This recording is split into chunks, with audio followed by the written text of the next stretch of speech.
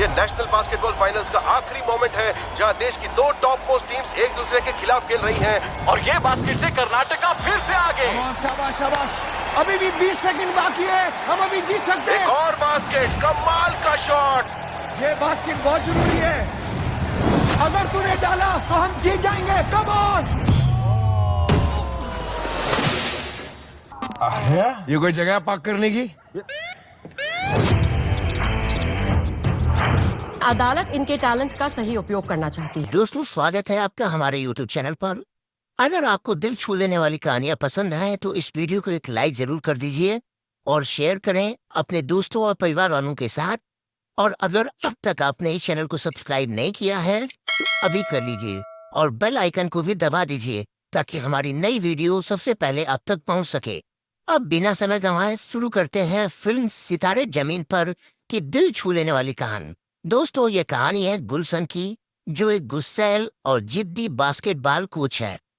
उसे बच्चों को ट्रेनिंग देने की सजा मिलती है, लेकिन ये कोई आम बच्चे नहीं होते बल्कि मानसिक रूप से विशेष यानी इंटेलेक्चुअली डिसेबल बच्चे होते हैं। गुलशन को शुरुआत में इन बच्चों को समझने में काफी दिक्कत होती है। कोई उसकी बात नहीं सुनता, कोई जवाब नहीं देता और कुछ तो उल्टा जवाब देने लगते हैं। ये बच्चे दिल से बहुत अच्छे होते हैं, लेकिन गुलशन को उनके साथ तालमेल बैठाने में बहुत परेशानी होती है। धीरे धीरे गुलशन को पता चलता है कि इन बच्चों की उम्र भले ही 18 से 23 साल की हो, लेकिन उनका मानसिक विकास लगभग 7-8 साल के बच्चों जैसा है।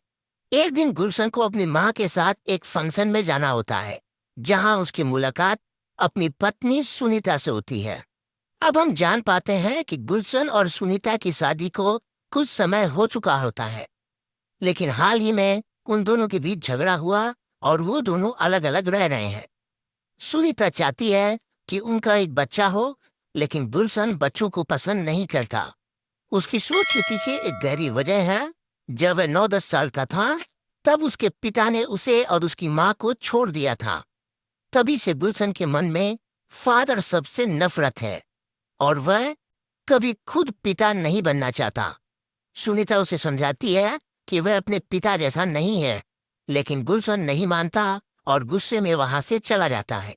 अगली सुबह गुलशन फिर से बच्चों को ट्रेनिंग देता है। अब वह उन्हें ध्यान से समझने लगता है। उसे हर गोविंद नाम का एक लड़का मिलता है जो खेल में काफी अच्छा है, लेकिन बहुत ही चुपचाप और अलग थलग रहता है।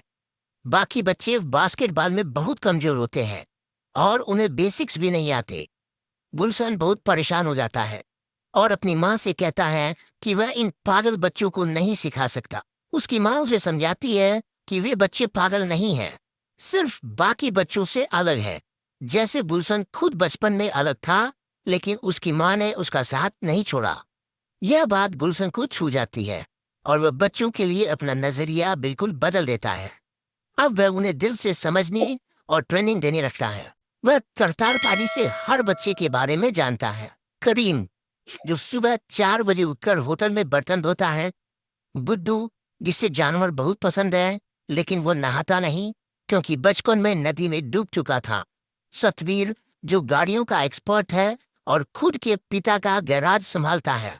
शर्मा जी, जो कैफे में काम करता है और जिस पर 10% छूट मिलती है अगर उसकी बात समझ आ जाए। लोटस, जो डाई फैक्ट्री में काम करता है और हर हफ्ते बालों का रंग बदलता है। राजू, जिसे पौधों से प्यार है। सुनील, जो हमेशा हेलमेट पहनता है और सोचता है कि उसे कोई बीमारी है, लेकिन प्लेन्स को ट्रैक करने में एक्सपर्ट है। अब गुलशन को इन बच्चों से लगाव हो जाता है। टीम का नाम रखा जाता है सितारे टीम और टूर्नामेंट शुरू हो जाता है। पहला मैच जीतने के बाद बच्चे बहुत खुश होते हैं और एक छोटा सा सेलिब्रेशन करते हैं। इसी दौरान गुलशन गुड्डू के पानी के डर को दूर करता है। एक डूबते हुए चूहे को बचाकर गुड्डू अपने डर पर जीत पा लेता है। इसके बाद चंडीगढ़ में एक और मैच होता है। करीम को छुट्टी नहीं मिलती, इसलिए उसकी जगह गोलू नाम की लड़की टीम में आती है। गोलू गुस्सैल लेकिन तेज दिमाग वाली लड़की है। एक मैच में वह विरोधी प्लेयर पेड्रो को उसके प्राइवेट पार्ट पर मारकर बाहर कर देती है और टीम मैच जीत जाती है। बस से वापस लौटते हुए बच्चों को ड्राइवर पागल कहता है और बस से उतार देता है। इस पर गुलशन गुस्से में आ जाता है, लेकिन वह बच्चों को नहीं डांटता बल्कि समझता है कि इन्हें पब्लिक ट्रांसपोर्ट से ले जाना मुश्किल है। वह सुनीता से मदद मांगता है और सुनीता एक प्राइवेट बस का इंतजाम कर देती है। अब टीम लगातार मैच जीतती जाती है और सेमीफाइनल में पहुंच जाती है। सुनीता फिर से बच्चा चाहती है, लेकिन गुलशन इनकार कर देता है, ये कहते हुए कि अगर हमारा बच्चा भी इन जैसा निकला तो। यह बात सुनील सुन लेता है और भावुक होकर कहता है, मैं नहीं चाहता मेरा बच्चा मेरे जैसा हो, लेकिन चाहता हूँ उसका पिता आपके जैसा हो। यह बात गुलशन को झकझोर देती है और वह बच्चों को दिल से अपनाने लगता है। वह उनका पूरा ख्याल रखता है, जूते के फीते बांधना, खाने का ध्यान रखना, हर चीज। सेमीफाइनल जीतने के बाद वह हरगोविंद को फिर से टीम में लाता है। हरगोविंद पहले अपनी टीम में हुई चीटिंग की वजह से टूट चुका था और किसी कोच पर भरोसा नहीं करता था, लेकिन गुलशन उसे भरोसा दिलाता है और वह फाइनल्स के लिए तैयार हो जाता है। अब बारी थी मुंबई में फाइनल्स खेलने की, लेकिन फंड खत्म हो चुका था और बच्चों को ट्रेन से ले जाना संभव नहीं था। गुलशन अपनी वाइफ के साथ प्लान बनाता है और करीम के होटल मालिक को डराकर उससे फंड दिलवाता है। सब बच्चे मुंबई जाते हैं। होटल की लिफ्ट से गुलशन का लिफ्ट का डर भी खत्म हो जाता है। फाइनल में विरोधी टीम बहुत मजबूत होती है और पहले हाफ में सितारे टीम काफी पीछे हो जाती है। गुलशन बच्चों को स्ट्रेटजी देता है, बाल ऊपर से नहीं नीचे से पास करो। स्ट्रेटजी काम करती है और स्कोर 30-29 का हो जाता है। आखिरी सेकंड में करीम के पास बाल आती है, लेकिन अपनी आदत के अनुसार वह बाल को उल्टा फेंकता है और गोल मिस हो जाता है। टीम हार जाती है, लेकिन सारे बच्चे नाचने लगते हैं, खुशियां मनाते हैं जैसे जीत गए हों। गुलशन को समझ आता है कि असली जीत दिल से होती है, ट्रॉफी से नहीं। वह मानता है कि उसने इन बच्चों से बहुत कुछ सीखा है। गुलशन की सजा भी पूरी हो जाती है और उसे नेशनल टीम का हेड कोच बनने का ऑफर मिलता है, लेकिन वह सबसे पहले अपनी सितारे टीम को गुड बाय कहने आता है, जहां बच्चे उसके लिए फेयरवेल केक लाते हैं और सब खुशी से नाचते गाते हैं।